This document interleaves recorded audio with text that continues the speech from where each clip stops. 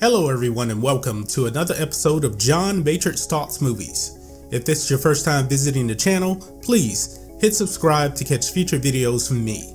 Today, we have Star Wars Episode 9 news. And it's about the time jump between Episode 8 and Episode 9. Now, I know that Mike Zero reported on this, I think a few weeks ago. And looks like this is actually now confirmed. Is that Star Wars Episode 9 will take place 1 year after the events of Star Wars The Last Jedi. Now, what does this mean? Personally, I think this could actually cause a little bit of damage going forward from this standpoint.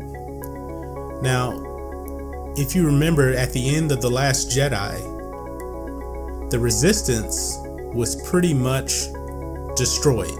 There was only a handful of them left, and they were on their way on the Millennium Falcon, escaping the First Order.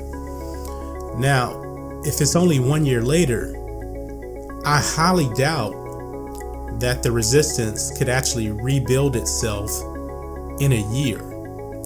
So it really should take more time to actually rebuild the Resistance to actually fight the First Order, because it seems like now the First Order now definitely should have control of the galaxy right now with little to no resistance. The Republic is already destroyed, so what is going to really stand in their way?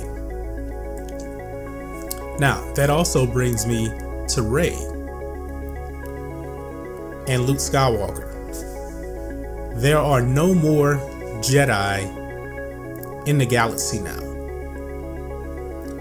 And we're 2 movies in, and Rey still has not had any training. Who is going to train Rey? I doubt that Luke is training her as a Force ghost. He didn't even want to train her when he was alive. Master Yoda doesn't know who Master Yoda does know who she is. She doesn't know Master Yoda. I'm pretty sure he hasn't appeared to her either. So where is the guidance? Now, I really think that's going to do a lot of damage once you see Rey becoming more powerful, and there's no doubt that she's actually going to be more powerful in this movie.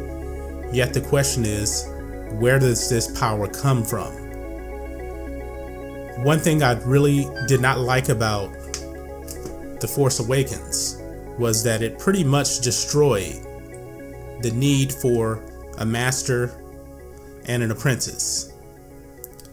It pretty much showed us that all you needed was to be strong with the Force, and all of a sudden it just awakens in you and you can do all of these amazing things. We even saw Broom Kid, in The Last Jedi, just use the Force to grab a broom. How did he even know to do that?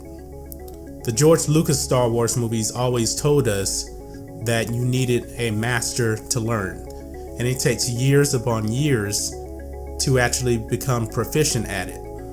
We even saw Luke struggle. I believe Empire Strikes Back takes place like 2 or 3 years after A New Hope, and Luke, he struggled. He got his butt kicked by Vader, but yet Rey was able to take out Kylo Ren the first time she picked up a lightsaber. That's a problem for me. Now, I know a lot of people are also wondering, is this movie going to be able to retcon a lot of The Last Jedi? Now, since we're only going a year after The Last Jedi, I don't think so. Maybe this movie will be about the Resistance trying to rebuild itself, but since it's the last movie of this trilogy, I don't think you want to waste a movie with the Resistance rebuilding itself. If this is supposed to be an all-out war, they should already have rebuilt themselves. I really do. Now, the Rey question, though, I really do think we're going to get a reason why she is the way she is, based on the news that Palpatine created Anakin Skywalker and Shmi Skywalker. I think there's going to be something similar with Rey, is that somebody created her using the midichlorians and the Force. Who is it? Don't really know. Maybe it was Snoke. Maybe he did it. Maybe it was a Palpatine clone. I don't really know. But even so, that still does not justify making her so good at everything. Chances are we're not going to see her receive any training in this movie. They'll probably come back after the movie's already out, and it'll probably be extended canon material where you actually do get to see Rey in a book or something, or a comic book, training with a Force ghost Luke. You're not going to see it in the movies.